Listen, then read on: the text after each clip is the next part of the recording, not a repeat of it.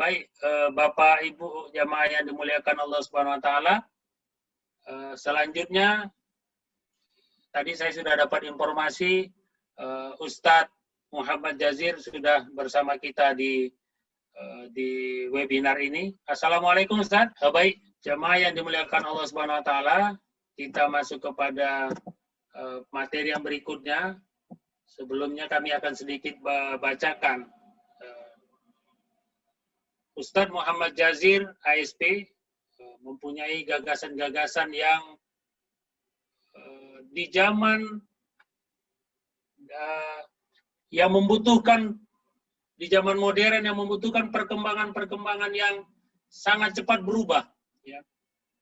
Jadi gagasan-gagasan muncul dari Ustadz ini, dia akan bangkitkan sebagaimana semangat yang disampaikan oleh Profesor Abdullah tadi.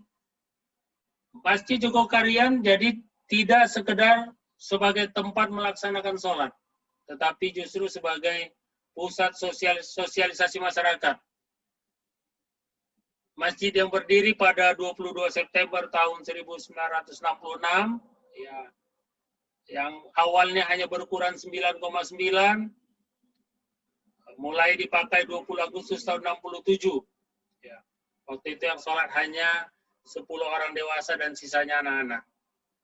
Tetapi hari ini Jogokarian menjadi trademark, ya, menjadi contoh, menjadi role model bagi masjid di seluruh Indonesia. Kalau kita lihat di media sosial, kalau kita lihat, orang-orang pasti akan mengenal apa itu Masjid Jogokarian. Karena sesungguhnya yang paling dikhawatirkan oleh orang-orang kafir, orang-orang Yahudi, dan orang-orang Nasrani adalah ketika sholat subuh dan sholat isyanya adalah sebagaimana sholat Jumat. Jumlah jamaah sebagai sholat Jumat. Dan inilah yang dibuktikan oleh Masjid Jogokarian. Untuk mempersingkat waktu, kita akan mintakan kepada Ustadz Muhammad Jazir, ASP, untuk menyampaikan materinya. Dan waktu kami, mohon izin Ustadz, kami sampaikan lebih kurang 20 menit. Dan nanti kita akan lebih banyak dalam diskusi dan tanya jawab. Mungkin itu yang akan lebih menarik setelah penyampaian Ustadz. Waktu kami persilakan kepada Ustadz Muhammad Jazir. Tafadhol Ustadz. Assalamualaikum warahmatullahi wabarakatuh. Waalaikumsalam warahmatullahi wabarakatuh. Alhamdulillahi rabbil alamin wa bihi nasta'inu ala umuri dunya waddin. Asyhadu an la ilaha illallah al-malikul haqqul mubin. Wa asyhadu anna Muhammadar Rasulullah alladzi mab'utsu rahmatan lil alamin. Allahumma salli wa sallim wa barik ala Sayyidina Muhammadin wa ala alihi wa sahbihi ajma'in, amma ba'd.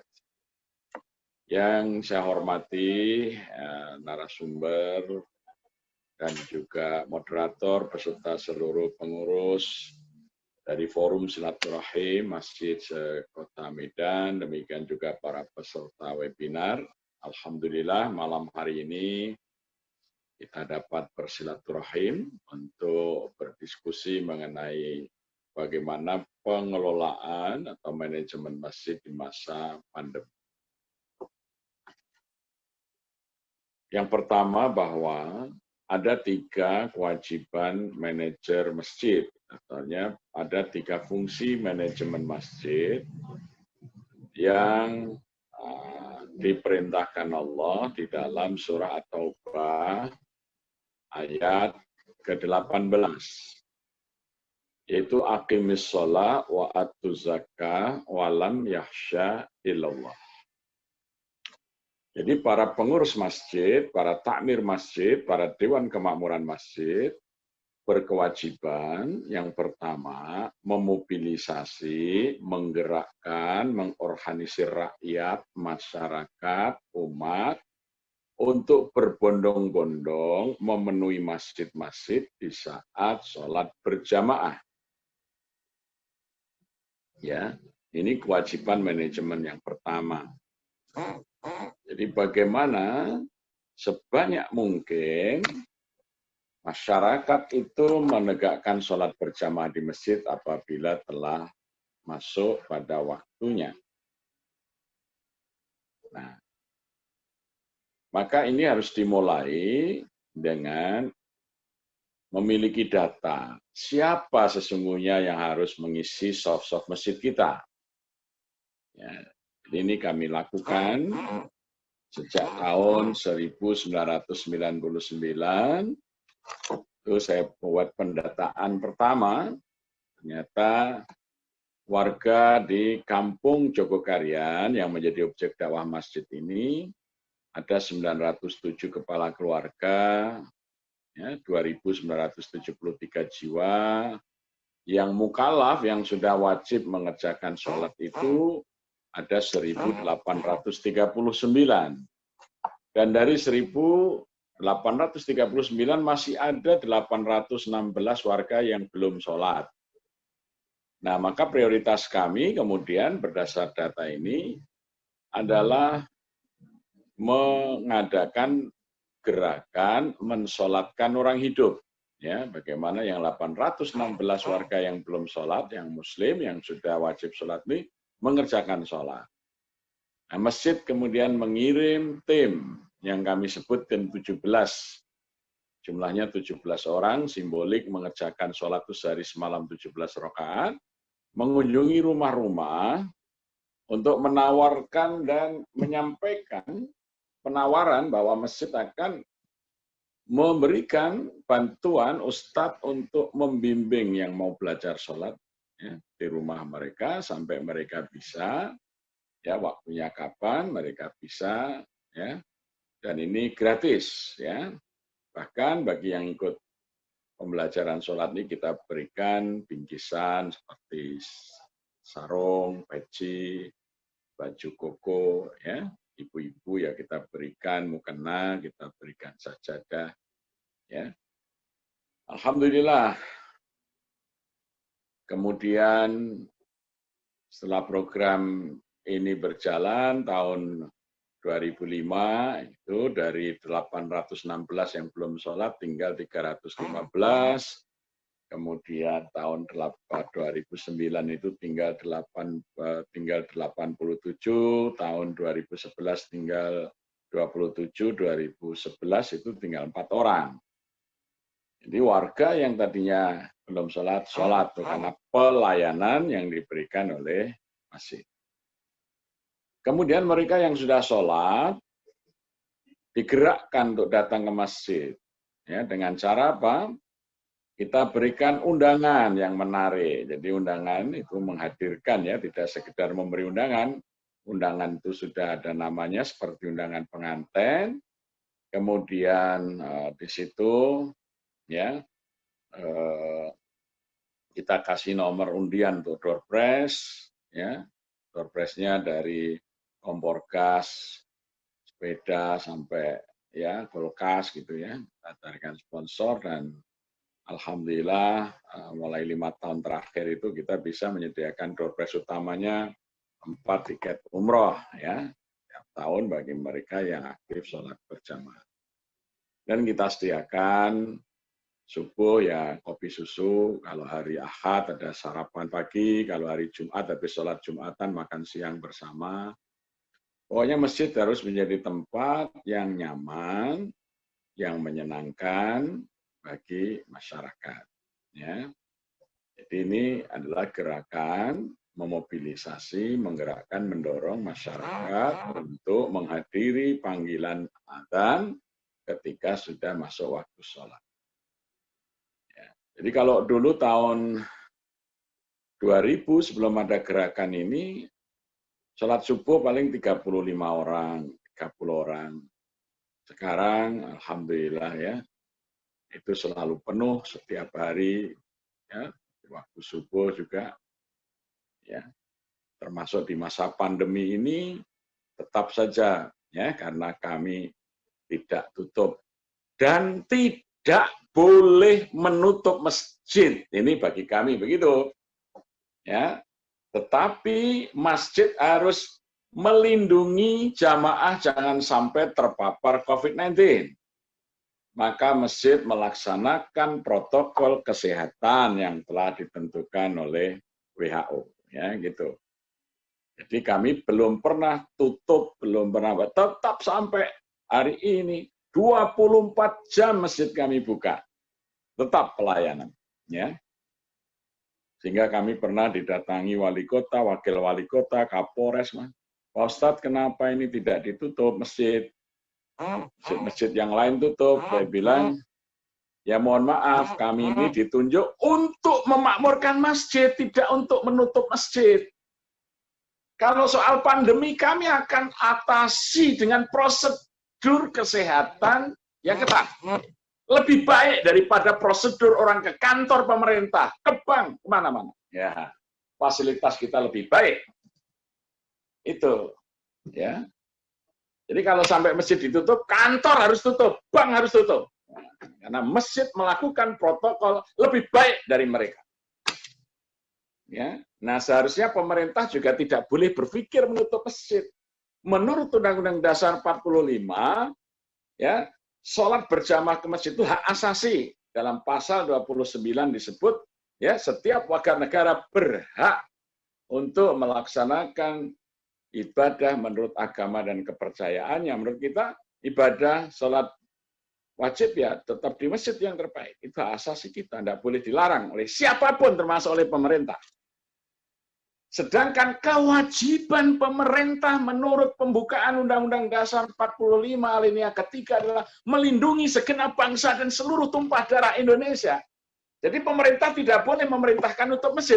Pemerintah harus memfasilitasi masjid dengan fasilitas yang aman untuk tidak tertular COVID.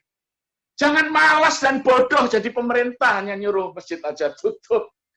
Pikirkanlah jamaah yang ke masjid dilindungi oleh pemerintah. Ini kewajiban pemerintah menurut Undang-Undang Dasar 45, menyediakan ruang sanitasi, menyediakan sanitizer, pemerintah seharusnya nyemprot disinfektan, pemerintah menyediakan masker, pemerintah menyediakan pelindung muka, pemerintah. Ini seharusnya kewajiban pemerintah melindungi segenap bangsa dan seluruh tumpah darah Indonesia. Bukan maunya enaknya sendiri, masjid suruh tutup. Ya, jadi ini cara berpikirnya harus benar menurut konstitusi negara kita dan menurut tuntunan agama kita. Ya, jadi jamaah tidak boleh berhenti, kegiatan tidak boleh berhenti, tetapi protokol dikerjakan dengan ketat. Ya, nah seharusnya, nah kalau kami alhamdulillah karena memang masjid kami ini selalu ada dana yang kita sisihkan untuk dana kebencanaan. Jadi begitu di COVID, dana kita sudah siap untuk mengantisipasi itu semuanya. Ya, jadi langsung aja masker kita bagikan, hand sanitizer kita bagikan, ya. Tidak hanya kepada jamaah, kepada warga, bahkan ke sekolah, ke hotel yang ada di dekat kami, kantor polisi, kami yang melakukan penyemprotan. Dan kami yang memfasilitasi membagi hand sanitizer, membagi masker. Bahkan kami, masjid kami membagi kepada pemerintah kota, itu kami berikan bantuan 700 set APD. Dari baju hazmat, pelindung muka, masjid itu pemerintah dibantu oleh masjid. Seharusnya pemerintah yang membantu masjid, semestinya kan gitu. Ya. Karena memang masjid-masjid itu seharusnya sudah menjadi masjid yang tanggap bencana. Jadi khasnya masjid itu ada pos kebencanaan, itu sudah harus selalu siap. Karena negara kita itu negara yang berpotensi bencana. Gitu. Jadi jangan sampai masjid tidak punya khas kebencanaan. Nah itu yang pertama. Sehingga justru di masa pandemi ini banyak warga yang terdampak, kehilangan pekerjaan. Ya, karena tempat kerjanya tutup, mengurangi karyawan, maka masjid memberikan pekerjaan pengganti, penghasilan pengganti. Ya. Jadi misalnya ada 36 orang yang kemudian kami minta membuat masker yang untuk kita bagi ke masyarakat dan sebagian kita jual bagi yang memerlukan.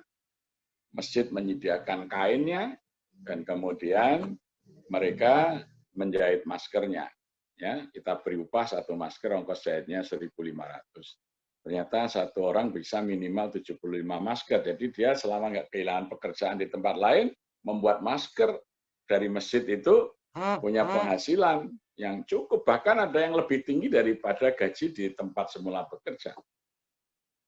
Ada 20 orang yang kita beri order menjahit baju hazmat. Yang ini kita gunakan untuk membantu, termasuk tadi membantu pemerintah, membantu dinas kesehatan, membantu puskesmas, dokter-dokter, polisi, ya TNI yang bertugas di garda terdepan, ya menjaga COVID itu kami yang memberikan APD-nya. Kemudian ada chef-chef hotel besar yang terpaksa dirumahkan karena hotel nggak ada tamu, ya. Maka mereka kita kumpulkan di masjid untuk membuat bumbu, karena mereka ahli masak ya, bumbu-bumbu yang instan, kemudian kita pasarkan dan juga kita bagi sebagai bantuan sosial bagi warga miskin. Jadi bumbu ya, karena kita rutin setiap 15 hari sekali biasanya kita bagi sembako untuk 480 kakak. Di masa pandemi ini kita tingkatkan tidak 480 menjadi 1.000 lebih. Kemudian biasanya setengah bulan sekali menjadi seminggu sekali kami bagi sembako itu. Jadi jumlahnya kita tambah, kemudian frekuensinya kita tambah karena banyak orang yang menjadi orang miskin baru karena terdampak pandemi. Ya. Jadi masjid menjadi solusi.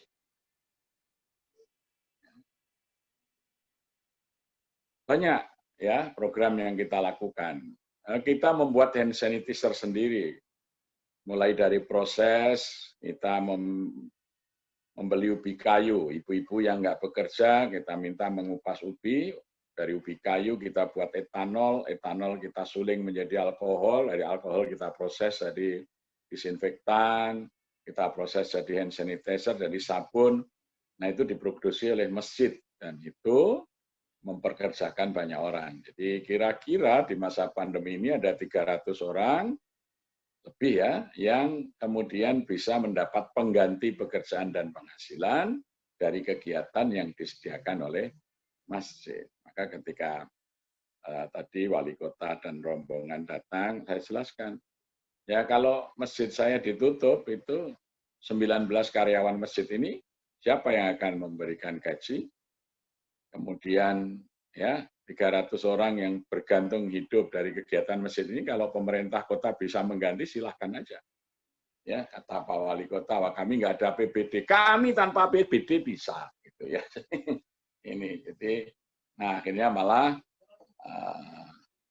mengapresiasi dan kemudian mereka minta masjid-masjid yang potensial untuk melakukan kegiatan itu supaya didorong untuk bisa berperan aktif menjadi solusi di tengah pandemi. Jadi bukan malah tutup, membatasi diri ya. Jadi malah masjid itu harus hadir menyelesaikan persoalan di tengah pandemi ini.